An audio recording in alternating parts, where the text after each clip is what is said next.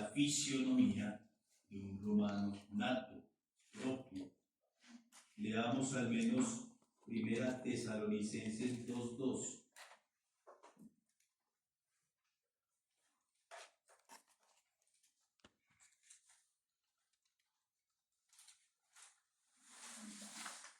Sino que después de haber padecido sufrimientos e injurias en Filipos, como sabéis, confiados en nuestro Dios, tuvimos la valentía de predicaros el Evangelio de Dios entre frecuentes delicias. No era entonces, no le quedaba fácil, aún así era perseguido. Y ya luego eso de la fisionomía que les comentaba. Voy a leer Hechos 21, 37, 38. Hechos 21, 37, 38. Cuando iban ya a meterle en el cuartel, Pablo dijo al tribuno: ¿me permites decirte una palabra? Él le respondió: pero ¿sabes griego? ¿No eres tú entonces el egipcio que estos últimos días ha motinado y llevado al desierto a los 4.000 terroristas? Lo confundió con un egipcio. Y le pregunta fuera de eso la soberbia: ¿sabe usted griego? Y Pablo, escribiendo toda la carta de griego. Ahí está entonces la definición de Pablo, ciudadano Paulos, ciudadano romano. Y viene el otro término o el otro nombre que corresponde a su condición hebrea, el famoso Saulos.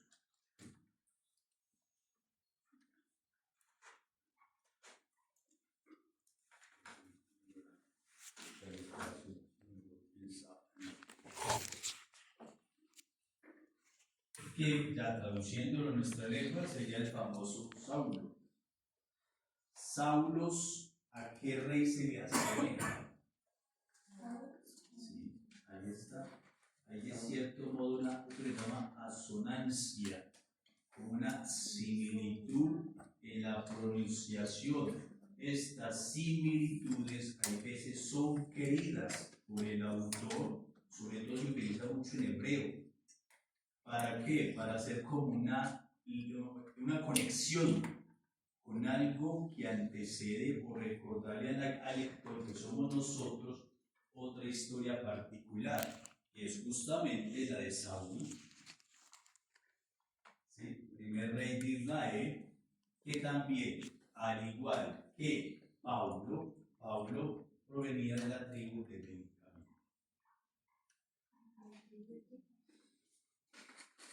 Entonces, esa conexión sobre todo procedente de la misma tribu. Leamos Filipenses 3:5 al menos.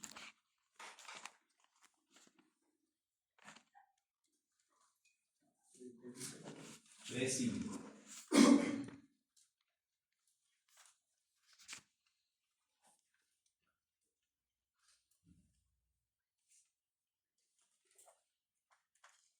Fui circuncidado al 8º día, pertenezco al linaje de Israel, a la tribu de Benjamín. Soy hebreo e hijo de hebreos, en cuanto a la ley fariseo. Sobre todo esta connotación de su nombre, volvemos a lo mismo, hebreo de hebreos, queriendo resaltar que él tiene ascendencia hebrea. ¿Sí? Él proviene de hebreos y es judío netamente, con esta conexión incluso desde su mismo nombre a través de Saúl. Entonces Pablo tenía dos nombres, uno para la cultura griega. Cuando estamos hablando de cultura griega, vale, pero no estamos en el Imperio Romano. Pero recordemos que con Alejandro Magno, su modo de expandirse, de colonizar, fue a través de la cultura. Empezó a generalizar una sola lengua. Toda esta cuestión de la retórica, de la filosofía, hizo muy bien, porque no hay mejor modo de colonizar, más que las armas, a través de la cultura.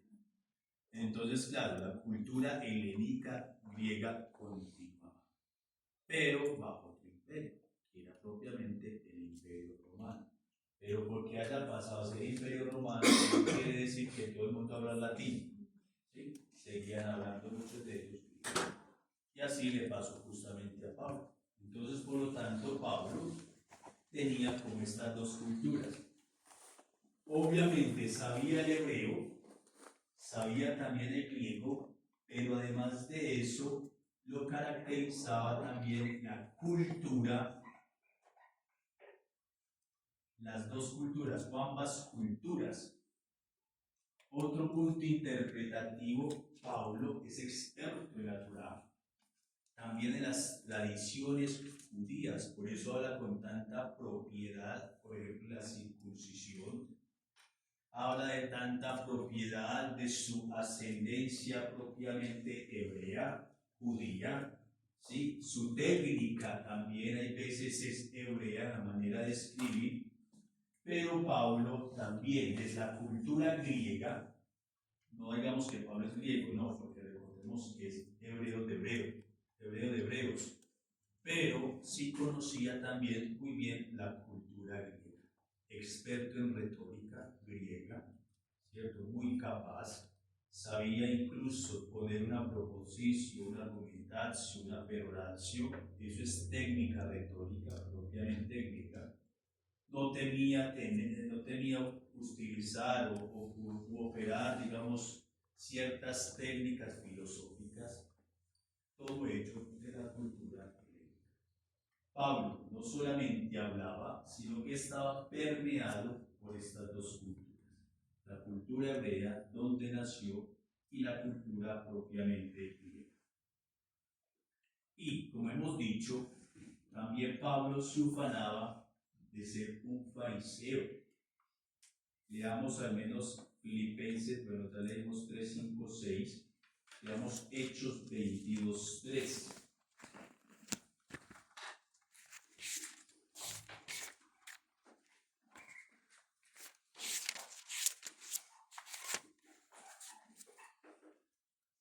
Yo soy judío, nacido en Tarso de Cilicia, pero educado en esta ciudad, teniendo a Gamaliel de maestro.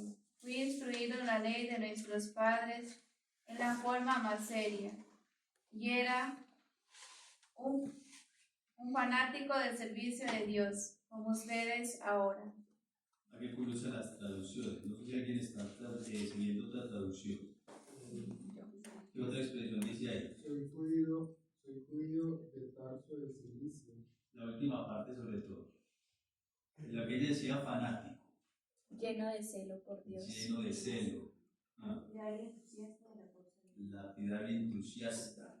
Miren todas las expresiones, sobre todo para referir eso. Y hay otras Biblias que pueden manifestar esta expresión de fariseo, pero las traducciones seguramente para evitar, porque ustedes saben que los fariseos propiamente era un movimiento religioso revolucionario también en la época de Jesús. Pablo no era de ese movimiento. Cuando hablamos de fariseo es como una manera de cierto modo figurada para dar a entender que Pablo, fanático, tampoco es que sea como la mejor traducción, porque fanático tiene una persona como que si fuese fanático, pero en realidad no, claro que también. Hay problemas con las traducciones. Era como el celo, ¿cierto? El ardor, el ímpetu, ¿cierto? Que tenía Pablo por eso. Entonces ahí sí me gusta la expresión con mis hermanitas. Lleno de celo por Dios. Lleno de celo por Dios. Como Elías, pues. Sí, eso, exactamente. Que es otra de los celotes, ¿cierto? De los fariseos que estaban pues como en esa dinámica. Sobre todo también el de los celotes, ¿sí? Pero lo que pertenecía al grupo, sino sobre todo por ese celo que vino. Por eso hace bien estas traducciones de no incluir, como de cierto modo, el grupo revolucionario, sino traducirlo en otras palabras. Entonces tendríamos que decir que Pablo justamente se declara un celote, ¿sí? Como fariseo en el buen sentido, digamos, de que arde de celo por Yahvé, y lo hace sobre todo en el sentido de que se quiere mostrar apóstol.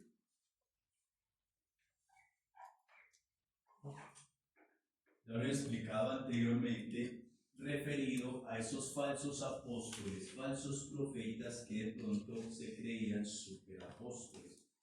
Veamos Gálatas 1, 13, 14.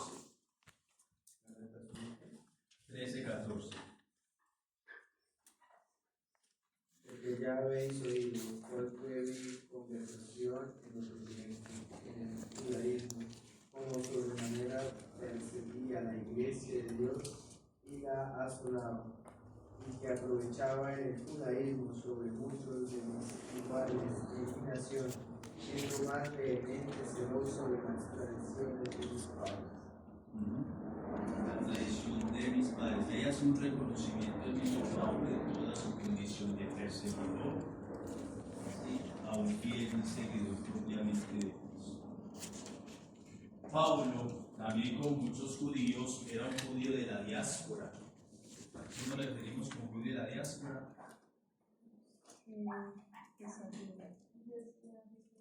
Eso. Y habitaba, en palabras más concretas, fuera justamente de Israel. Podemos Tarso, Asiria, Cilicia, eso quedaba fuera propiamente del territorio israelita. Ahora sí, la dispersión, sobre todo los de la diáspora, comenzaron a existir después del destierro a Babilonia, 586-587 a.C. Los judíos dispersados, muchos de ellos no regresaron, pero incluso en su condición de diáspora siguieron con su tradición religiosa, en este caso pues siendo judíos.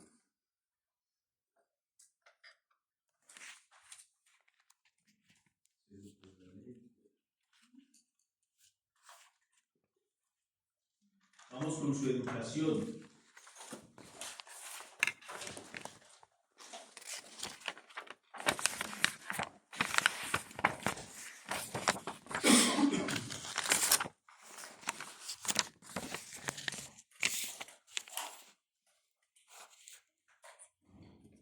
Hay que reconocer que, dado, digamos, a su pertenencia farisea de Pablo, pues obviamente tuvo que tener una formación muy determinada, muy avanzada, sobre todo en cuestión de la Torá. Si uno lee las cartas de Pablo, esa reminiscencia constante que hace al Antiguo Testamento es todo indicio de que Pablo conocía muy bien la Torá, que era estudiado en colegio. Como estamos haciendo todos acá, forzándonos por conocer un poco, así era justamente Pablo. Sin embargo, digamos, extraterritorialmente o fuera de Jerusalén, antiguamente no se tiene conocimiento de otros lugares donde se estudiara de manera seria, detallada la Torá. Podríamos concluir que aunque Pablo es de la diáspora, tuvo su formación en Jerusalén.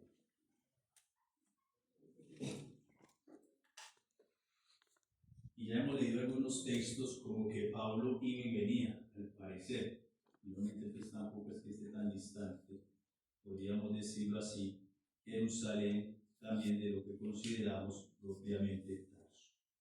Jerusalén era como el lugar justamente para cumplir a plenitud la ley. Y no se tienen pues, digamos, noticias de estas escuelas fariseas, me refiero a estas escuelas como tan acérrimas, tan detalladas, fuera de Jerusalén.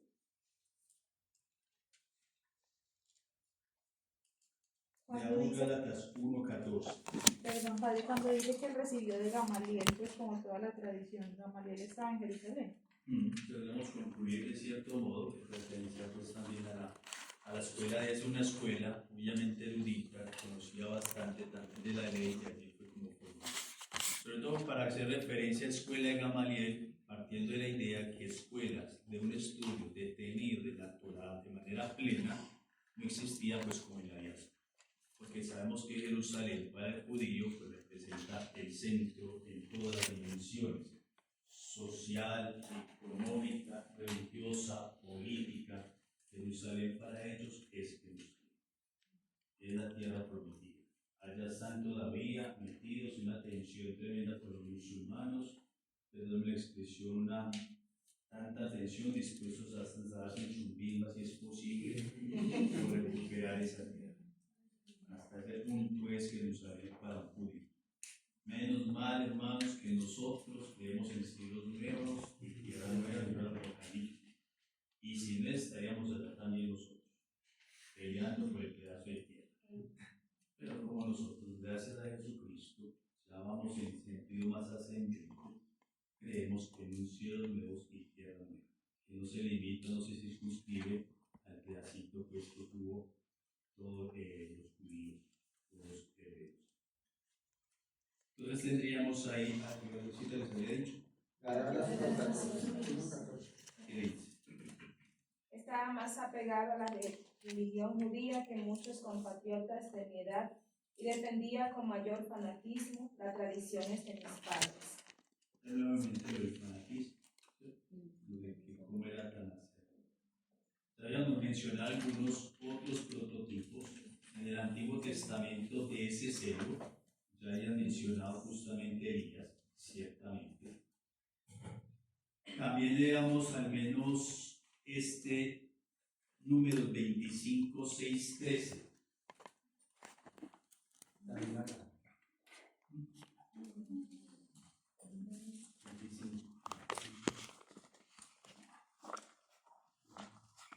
25, 6, 13.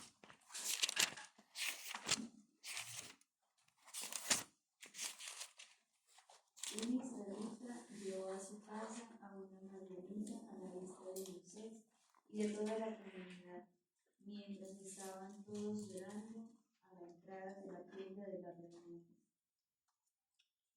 Finés, hijo de Eleazar y nieto del sacerdote Aarón, lo vio, se levantó en medio de la comunidad, tomó una lanza, siguió al israelita hasta la alcoba y allí los traspasó a los dos en pleno viento. Imagínense. Pero esa es la condición del celo. ¿Qué hizo Elías también con los profetas de Baal? Todos los atravesó a punta de espada. ¿Sí? ¿Qué hizo, por ejemplo, Matatías? Con los macabeos, justamente para recuperar el culto. ¿Cuántas masacres? Hasta ese punto llega justamente el celo por Yahvé.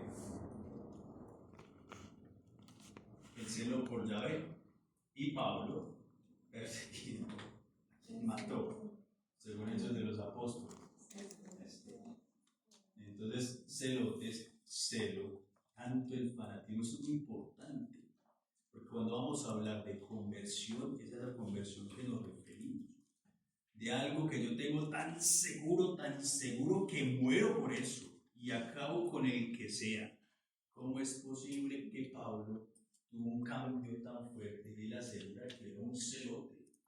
Es decir, el celo a él lo invadía, parecía poseído, sobre todo siguiendo o fanático de su religión. ¿Cómo es posible que Pablo empiece a creer en Jesucristo? Yo les pague.